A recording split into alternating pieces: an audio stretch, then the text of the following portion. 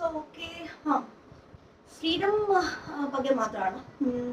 ಏನು ಫ್ರೀಡಮ್ ನನಗೆ, ರಮ್ಯಾಗೆ ಫ್ರೀಡಮ್ ಅಂದರೆ ಏನು ಅಂತ ಹೇಳಬೇಕು ನಾನು. ಸೊ ನನಗೆ ಫಸ್ಟ್ ಟೈಮ್ ಫ್ರೀಡಮ್ ಅಂತ ಅನಿಸಿದ್ದು ಯಾವಾಗ ನಾನು ಅರ್ನ್ ಮಾಡೋಕ್ಕೆ ಶುರು ಮಾಡಿದ್ಮೇಲೆ, ಕೆಲ್ಸಕ್ಕೆ ಹೋಗಿ ನಂದು ಅಂತ ದುಡ್ಡು ನೋಡೋಕ್ಕೆ ಶುರು ಮಾಡಿದ್ಮೇಲೆ ನನಗೆ ಫ್ರೀಡಮ್ ಅಂತ ಅನಿಸಿದ್ದು. ಯಾಕಂತ ಆ್ಯಕ್ಚುಲಿ ಗೊತ್ತಿಲ್ಲ, ಬಿಕಾಸ್ ನಾನು ಮಿಡಲ್ ಕ್ಲಾಸಿಂದ ಬಂದಿರೋದು. ಜೊತೆಗೆ ಹೇಳಿ, ನಾನು ಹಾಗೆ ಹೇಳಿದ್ರೆ ಪೇರೆಂಟ್ಸ್ ಸ್ವಲ್ಪ ಕಂಟ್ರೋಲ್ಡ್ ಆಗಿ ನಮ್ಮನ್ನು ಬೆಳೆಸಿದ್ರು. ಅಷ್ಟು ದುಡ್ಡು ಕೊಟ್ಟು ಏನಂತ ಹೇಳ್ತಾರೆ, ಟೀನೇಜರ್ ತುಂಬ ದುಡ್ಡು ಕೊಟ್ಟರೆ ಹಾಳಾಗೋಗ್ಬಿಡ್ತಾರೆ ಅಂತ ಅವರು ಥಿಂಕ್ ಮಾಡಿ, ಸೊ ಅದಕ್ಕೆ ಮಕ್ಳಿಗೆ ಅಷ್ಟು ದುಡ್ಡು ಕೊಡ್ತಿರ್ಲಿಲ್ಲ. ಮಕ್ಳಿಗೆಲ್ಲ ನನಗೆ ಕೊಡ್ತಿರ್ಲಿಲ್ಲ. ತಂಗಿ ತುಂಬ ಚಿಕ್ಕವಳಾಗಿದ್ಲು. ಇವಾಗ ನಾನು ಅವಳಿಗೆ ಎಷ್ಟು ಬೇಕೋ ಅಷ್ಟು ಕೊಡ್ತಿದ್ದೀನಿ, ನೆಸೆಸಿಟಿ ಇದ್ದಷ್ಟು ಕೊಡ್ತೀನಿ. ಅವಳು ಯೂಸ್ ಮಾಡ್ತಾಳೆ, ಸೇವ್ ಮಾಡ್ತಾಳೆ. ಅವಳು ತುಂಬ ಚಾಲಾಕಿ, ಅವಳು ಸೇವ್ ಮಾಡ್ತಾಳೆ, ಇನ್ವೆಸ್ಟ್ ಮಾಡ್ತಾಳೆ ಅವಳು ಯೂಟ್ಯೂಬಲ್ಲಿ. ಸೊ ಆವಾಗೆಲ್ಲ ನಮ್ಗೆ ಅಷ್ಟು ಗೊತ್ತಿರಲಿಲ್ಲ, ಅದೆಲ್ಲ ಯೂಟ್ಯೂಬ್ ಬಗ್ಗೆ ಎಲ್ಲ ಗೊತ್ತಿರಲಿಲ್ಲ. 2014 ನಾನು ಡಿಗ್ರಿಯಲ್ಲಿದ್ದೆ, PU ಅಲ್ಲಿದ್ದೆ ಆ ಟೈಮು. ಡಿಗ್ರಿಗೆ ಬಂದಮೇಲೂ ಅಷ್ಟು ದುಡ್ಡು ನೋಡಿಲ್ಲ ನಾನು. ಯಾವಾಗ ನಾನು ಅರ್ನ್ ಮಾಡೋಕ್ಕೆ ಶುರು ಮಾಡಿದೆ, ನನ್ನ ಫಸ್ಟ್ ಸ್ಯಾಲರಿ ಬಂದು ಇಟ್ ವಾಸ್ ಅರೌಂಡ್ 11,500 ಏನೋ, ಟ್ಯಾಕ್ಸ್ ಎಲ್ಲ ಹೋಗಿ 11,200 ಬರೋದು. It was my first salary in 2019. ಅದು ಅದರಿಂದ ಹೇಳಿ ಇವಾಗ ಒಂದು ಒಳ್ಳೆ ಅಮೌಂಟ್ ಸ್ಯಾಲರಿಯಾಗಿ ಬರ್ತಿದೆ. ಸೊ ಏನಂತಾರೆ, ಈ ಮನಿ ಅನ್ನೋದು ಅಥವಾ ನನ್ನ ಸಂಪಾದನೆ ಅನ್ನೋದು ನನಗೆ ಫ್ರೀಡಮ್ ತಂದುಕೊಟ್ಟಿದೆ. ಸೊ ನಾನು ಹೇಗೆ ನಿಮಗೆ, ಡೆಫಿನೆಟ್ಲಿ ಮನಿ ನನಗೆ ತುಂಬ ಫ್ರೀಡಮ್ ಕೊಟ್ಟಿದೆ, ಆಯಿತಾ.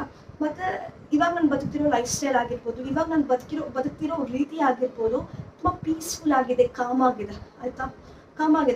ಸೊ ನನಗೆ ಫ್ರೀಡಮ್ ಅಂತ ಹೇಳಿದ್ರೆ, ಒಂದು ನನ್ನ ಸಂಪಾದನೆ, ಇನ್ನೊಂದು ನನ್ನ peace of mind. Definitely peace of mind ಕೂಡ ತುಂಬಾ ಇಂಪಾರ್ಟೆಂಟ್. ಯಾರೂ ಬೇಗ ಹೇಳು, ಅದು ಮಾಡು, ಇದು ಮಾಡಿ, ಯಾವಾಗೂ ನನ್ನ ಹಿಂದೆ ಇರೋದಿಲ್ಲ. ಅದು ಮಾಡು, ಇದು ಮಾಡು, ಅದು ಮಾಡು, ಹಿಂಗೆ ಬದುಕಬೇಕು, ಹೀಗೆ ತಿನ್ನಬೇಕು, ಇಷ್ಟೊತ್ತಿಗೆ ಮಲಗಬೇಕು, ಇಷ್ಟೊತ್ತಿಗೆ ಎದ್ದೇಳಬೇಕು, ಅಥವಾ ಏನಂದರೆ ನನಗೆ ಡಿಸಿಪ್ಲಿನ್ ಅಂತ ಹೇಳ್ತಿಲ್ಲ. ಡೆಫಿನೆಟ್ಲಿ ಇಷ್ಟೊತ್ತಿಗೆ ಮಲಗೋದು, ಇಷ್ಟೊತ್ತಿಗೆ ಎದ್ದೇಳೋದು, ಅದು ಡಿಸಿಪ್ಲಿನ್ ಆಗುತ್ತೆ. ಡಿಸಿಪ್ಲಿನ್ ಆಗಿ ಅಥವಾ ನಮ್ಮ ಸೆಲ್ಫ್ ಡಿಸಿಪ್ಲಿನಲ್ಲಿ ನಾವು ಬೆಳೆಸ್ಕೊಳ್ಬೇಕು, ಅದಕ್ಕೆ ಗುಡ್. ಬಟ್ ಯಾವಾಗೂ ಹಿಂದೆಯಿಂದ ಅವರು ಮಾಡು, ಇದು ಮಾಡು, ಅದು ಮಾಡು ಅಂತ ಹೇಳಿ ಯಾವಾಗೂ ನಮ್ಮನ್ನ ಏನಂತ ಹೇಳ್ತಾರೆ, ಟೆನ್ಷನಲ್ಲಿ ಇಡೋರು ಯಾರೂ ಇಲ್ಲ. ಸೊ ಆ ಪೀಸ್ ಆಫ್ ಮೈಂಡ್ ಕೂಡ ನನಗೆ ಫ್ರೀಡಮ್ ಅಂತ ಅನಿಸುತ್ತೆ. ಸೊ ಮೇ ಬಿ ಅದಕ್ಕೆ ಇರ್ಬೋದು. ನನ್ನ ಕೆರಿಯರಲ್ಲೂ ಅಷ್ಟೇ, ನನ್ನ ಫಸ್ಟ್ ಜಾಬ್ಗೆ ನಾನು ಯೂಶ್ವಲಿ ಇಲ್ಲಿವರೆಗೂ ಮೋಸ್ಟ್ ಆಫ್ ಟೈಮ್ಸ್ ಅಲ್ಲ, ITC ಬಿಟ್ಟರೆ, ನನ್ನ first job is in ITC ಬಿಟ್ಟರೆ ಇನ್ನು ಎಲ್ಲ ಕಂಪನೀಸ್ ಕೂಡ ನಾನು ಸ್ಟಾರ್ಟಪ್ ಕಂಪನೀಸಲ್ಲಿ ಕೆಲಸ ಮಾಡಿರೋದು.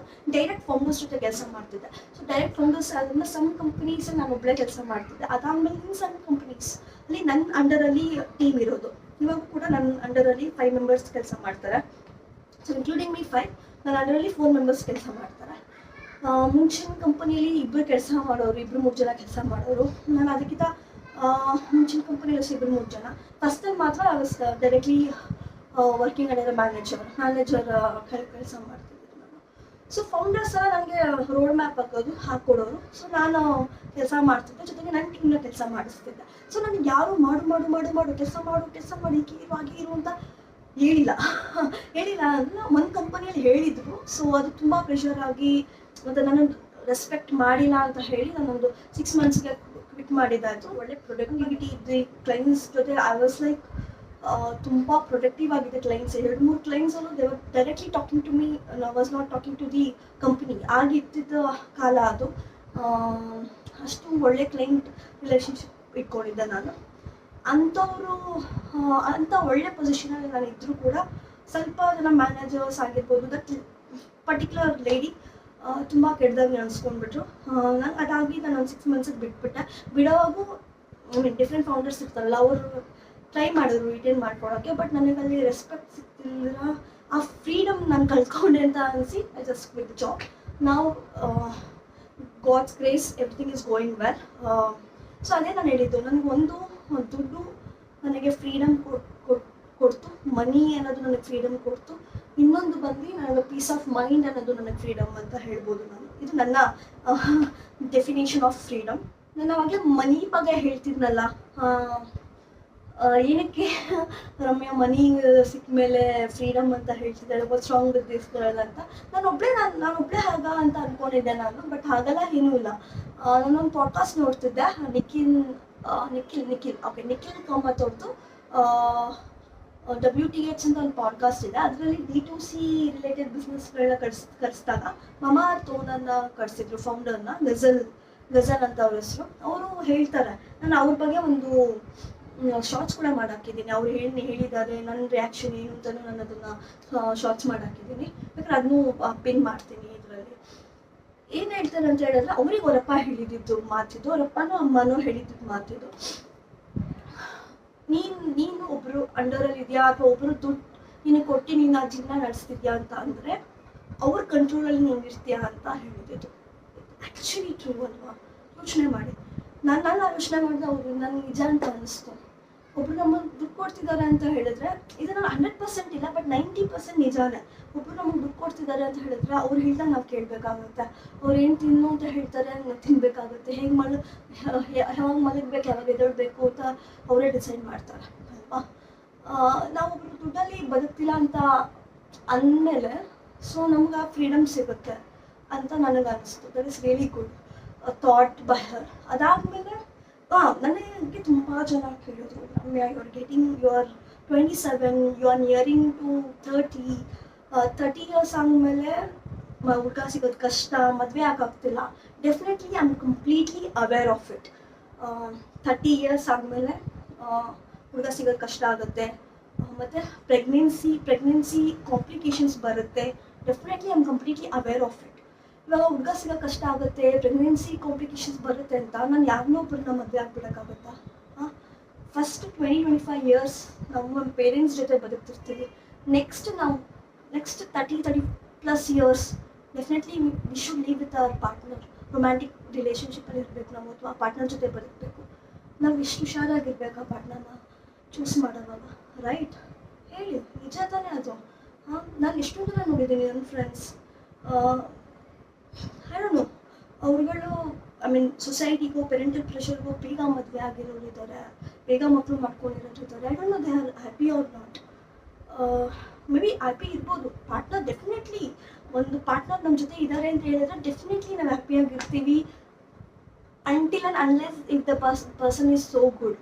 ಆ ವೈಬ್ ಮ್ಯಾಚ್ ಆಗೋದು ಇರಬೇಕು, ಇಬ್ಬರ ಮಧ್ಯ ಅಂಡರ್ಸ್ಟ್ಯಾಂಡಿಂಗ್ ಇರಬೇಕು, ಮತ್ತು ಇಬ್ಬರು ಹೊಂದ್ಕೊಂಡು ಹೋಗಬೇಕು. ಡೆಫಿನೆಟ್ಲಿ ನಾನು ಕಾಂಪ್ರಮೈಸ್ ಆಗೋಕ್ಕೆ ರೆಡಿ ಇದ್ದೀನಿ, ಬಟ್ ಅದಕ್ಕೆ ಅಂತ ಬೌಂಡ್ರಿ ಇರುತ್ತೆ. So certain things I can compromise, certain things I cannot compromise. Even I want my man to compromise on certain things and not to on certain other things ಅಲ್ವಾ? So ಈಗ ಇರಬೇಕಾದ್ರೆ definitely I take my time to get married. Definitely ನನಗೆ ಈ ಫ್ರೀಡಮ್ನ ಕಿತ್ಕೊಳ್ಳೋ partner ಬೇಕಾಗಿಲ್ಲ. So ನಾನಿವಾಗ ಯಾವ ಥರ finance ನನಗೆ ಹೇಗೆ ಫ್ರೀಡಮ್ ಕೊಟ್ಟಿದೆ, ನನ್ನ ಪೀಸ್ ಆಫ್ ಮೈಂಡ್ ನನಗೆ ಈ ಥರ ಫ್ರೀಡಮ್ ಕೊಟ್ಟಿದೆ, the partner should also give me the freedom. ಅಥವಾ ಆ ಪಾರ್ಟ್ನರ್ ನನಗೆ ಪೀಸ್ ಆಫ್ ಮೈಂಡ್ ಕೊಡಬೇಕು, ನನ್ನ ನಾನಾಗಿ ಬದುಕೋಕ್ಕೆ ಬಿಟ್ಬಿಡಬೇಕು. ಸೊ ಅದೆರಡು ಡಿಫ್ರೆಂಟ್ ಏನಂತ ಹೇಳ್ತಾರೆ, we two different individuals come together, still be happy, still vibe together, love each other. ಅದಾದಮೇಲೆ ಅವರ ಜೀವನಗಳ ಹೊರಗಿರುತ್ತೆ. ಸೊ 100% ಯಾವಾಗೂ ಬರೀ ರೊಮ್ಯಾಂಟಿಕ್ ರಿಲೇಷನ್ಶಿಪ್ ಅಲ್ವಲ್ಲ. ಸೊ ನಾವೆಲ್ಲರೂ ಹೇಳ್ತೀವಿ, ನಾವು ಅಂತ ಹೇಳಿದ್ರೆ ನಮ್ಮ ಕೆರಿಯರ್ ನಮ್ಗೆ 100% ಅಲ್ಲ. I am not my career, I am not my romantic relationship, I am not my this that ಅಂತ ಹೇಳ್ತೀವಿ. I am just my health, I am just my physical, mental and emotional health ಅಂತ ಹೇಳ್ತೀವಿ. ಈ ಥರದೆಲ್ಲ ಓದಿದ್ದೀನಿ ನಾನು. So ಆಗಿರಬೇಕಾದ್ರೆ ಆ partner understanding ಆಗಿರಬೇಕು, ಜೆನ್ಯೂನ್ ಆಗಿರಬೇಕು, ಮತ್ತು ನಮ್ಮ ವ್ಯಾಲ್ಯೂಸ್ ಮ್ಯಾಚ್ ಆಗಬೇಕು, ವೈಬ್ ಆಗಬೇಕು, ಇದೆಲ್ಲ ಇರುತ್ತಲ್ವಾ. ಡೆಫಿನೆಟ್ಲಿ ನಾನು ಇದೆಲ್ಲ ನೋಡ್ತೀನಿ. ಯಾರ್ದೋ ಅರ್ಜೆನ್ಸಿಗೆ ನಾನು ಮದುವೆ ಆಗೋದಿಲ್ಲ. ಮಗು ಆಗುತ್ತೆ ಬಿಡುತ್ತೆ ಯಾರಿಗೆ ಗೊತ್ತು. ನಾನು ಇವಾಗ ನೋಡಿದ್ದೀನಿ, ನನ್ನ ಫ್ರೆಂಡ್ಸೆಲ್ಲ ಅರ್ಜೆಂಟ್ ಮಾಡ್ಕೊಂಡು 21-22 ವರ್ಷಕ್ಕೆ ಮಗು ಮದುವೆ ಆಗಿ, ವಿ ಆರ್ 27-28. ನನಗಿಂತ ದೊಡ್ಡವರು ಇದ್ದಾರೆ, 27-28 ಇರೋರು, ಇನ್ನೂ ಮಕ್ಕಳಾಗಿಲ್ದಿರೋರು ಇದ್ದಾರೆ. ಈ ಥರ ಎಲ್ಲ ಆಗುತ್ತೆ. ಬೇಗ 5 ವರ್ಷ ಆಯಿತು ಮದುವೆ ಆಗಿ, ಇನ್ನೂ ಮಗು ಆಗಿಲ್ಲ. ಇಸ್ ಇಟ್ ಬಿಕಾಸ್ ಅವರು 20s ಇದ್ದಾರಲ್ವ, ಬೇಗ ಮಗು ಆಗಬೇಕಿತ್ತಲ್ಲ, ಯಾಕಾಗಿಲ್ಲ? ಸೊ ಅಷ್ಟೇ. ನನಗೆ ನನ್ನ ಫ್ರೆಂಡ್ಸ್ಗಳು ನೋಡಿದ್ದೀನಿ, ಅವ್ರ ಅತ್ತೆದಿರ್ನ ಬೈಕೊಂಡು, ಅವ್ರ ಮಗಂದಿರ್ನ ಬೈಕೊಂಡು, ಅವ್ರ ತಾಯಿದಿರ್ನ ಬೈಕೊಂಡು. ಇವಾಗೂ ಅರೇಂಜ್ ಮ್ಯಾರೇಜ್ ಆಗೋ ರಮ್ಯಾ, ನಿಮ್ಮ ಅಮ್ಮ ಅಪ್ಪನ ನೀನು ಬ್ಲೇಮ್ ಮಾಡ್ಬೋದು, ಮದುವೆ ಆದಮೇಲೆ ಏನಾದರೂ ಪ್ರಾಬ್ಲಮ್ ಆದರೆ ಅನ್ನೋರು ಇದ್ದಾರೆ. ಯಾಕೆ ಬ್ಲೇಮ್ ಮಾಡೋಣ? ಅವ್ರೇನೋ ಚೆನ್ನಾಗಿರ್ಲಿ ಅಂತ ಮದುವೆ ಮಾಡಿರ್ತಾರೆ, ಅವ್ರನ್ನ ಬ್ಲೇಮ್ ಮಾಡೋದು ಕರೆಕ್ಟಾ? ನಮ್ಮ ಜೀವನ ನಾವು ಸರಿ ಮಾಡ್ಕೊಳ್ಬೇಕು. ಅವ್ರು ನಮ್ಗೆ ಊಟ ತಿಂಡಿ ಕೊಟ್ಟು ಎಜುಕೇಷನ್ ಕೊಟ್ಟು ಬೆಳೆಸಿದ್ದಾರೆ, ಅಷ್ಟೇ ಅವ್ರ ಕರ್ತವ್ಯ ಅಲ್ವಾ. ಅವ್ರನ್ನ ಕೆಲಸ ತೊಗೊಂಡು ಅವ್ರನ್ನ ನಾವು ಚೆನ್ನಾಗಿ ನೋಡ್ಕೊಳ್ಬೇಕು.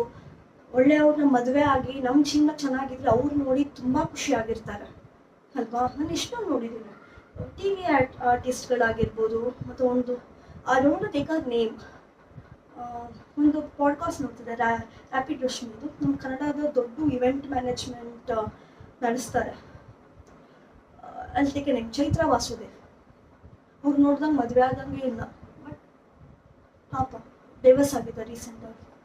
ಹೇಳ್ತಾರೆ ಪಾಡ್ಕಾಸ್ಟಲ್ಲಿ ಹೇಳ್ತಾರೆ, ಅವರು ಡೈವರ್ಸ್ ಆಯಿತು, ನಮ್ಮ ಫ್ಯಾಮಿಲಿಗೆ ಮೋಸ ಆಯಿತು, ಹಾಗೆ ಹೀಗೆ ಅಂತ ಹೇಳ್ಕೊಂಡು ಹೇಳ್ತಾರೆ. She is fit, she is a business owner, she is beautiful. ಮತ್ತೆ ಏನಾಯಿತು, ಡಿವರ್ಸ್ ಆಯಿತು. ಅದು ಕರೆಕ್ಟಾಗೂ ಡಿವರ್ಸ್ ಆಗಿಲ್ಲ, ಫ್ಯಾಮಿಲಿ ಫುಲ್ ಡಿಪ್ರೆಷನಲ್ಲಿ ಇದ್ರು ಅಂತ ಹೇಳ್ತಾರೆ ಅವರು. ಈಗ ಇರಬೇಕಾದ್ರೆ ಇದನ್ನೆಲ್ಲ ನೋಡಿದಾಗ ಟೈಮ್ ತೊಗೊಳೋದ್ರಲ್ಲಿ ತಪ್ಪೇನಿದೆ ಅಲ್ವಾ. ಅದು ಮಾತ್ರ ಅಲ್ಲ, ಸಮಂತ, ನಾನಿವಾಗ ರೆಕಾರ್ಡ್ ಮಾಡಿಸೋದ್ರಲ್ಲಿ ಸಮಂತ, ನಾಗಚೈತನ್ಯ ಮತ್ತು ಶೋಭಿತಾ ಅವ್ರದ್ದು ಎಂಗೇಜ್ಮೆಂಟ್ ಆಗಿದೆ. ಸಮಂತ ನೋಡಿದ್ರೆ ಇಷ್ಟು ಒಂದು ಏನಂತಾರೆ, ಡ್ರೀಮಿ ವೆಡ್ಡಿಂಗ್ ಅಂತ ಕರೀತಾರಲ್ಲ, ಅವರಿಬ್ಬರು ಮದುವೆ ಡ್ರೀಮಿ ವೆಡ್ಡಿಂಗ್. ಪ್ರತಿಯೊಂದು ಹುಡುಗಿನೂ ಆ ಥರ ಮದುವೆನ ಬಯಸ್ತಾಳೆ, ಆ ಥರ ವೆಡ್ಡಿಂಗ್ ಮಾಡ್ಕೊಳ್ಬೇಕು ಅಂತ ಅನ್ಕೊತಾಳೆ. 5 ವರ್ಷ ಆದ್ಮೇಲೆ ಈ ಥರ ಡೈವರ್ಸ್. ಏನು ಹೇಳೋಣ ಅದಕ್ಕೆ.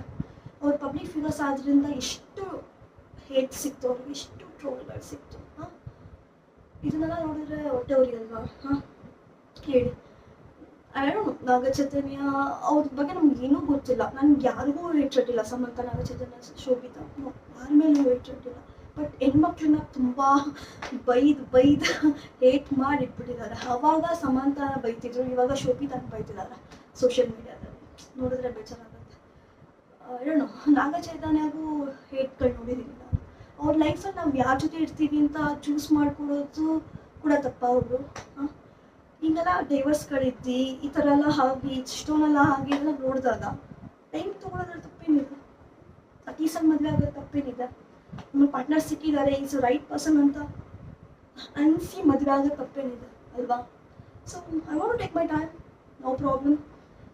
ನಾನು ಮುಂಚೆ ಡೇಟ್ ಮಾಡಿದ್ದೆ, ನನಗೂ ಗೊತ್ತು ಯಾವ ಥರ ಹುಡುಗರು ಇರ್ತಾರೆ, ನನಗೆ ಯಾವ ಥರ ಹುಡುಗರು ಬೇಕು. ಅವ್ರುಗಳನ್ನ ಡೇಟ್ ಮಾಡ್ಮೇಲೆ ನನಗೆ ಗೊತ್ತಾಗಿತ್ತು ನನಗೆ ಯಾವ ಥರ ಹುಡುಗ ಬೇಕು. ಇಲ್ಲಾಂದರೆ ನನಗೆ ಇವಾಗೂ ಐ ವಾಸ್ ಬ್ಲ್ಯಾಂಕ್, ನನಗೆ ಯಾವ ಥರ ಬೇಕು ಅಂತ ನನಗೆ ಗೊತ್ತಿರಲಿಲ್ಲ ನನಗೆ. ಸೊ ಈಗ ಗೊತ್ತಾದ್ಮೇಲೆ I should give some time to myself ಅಲ್ವಾ.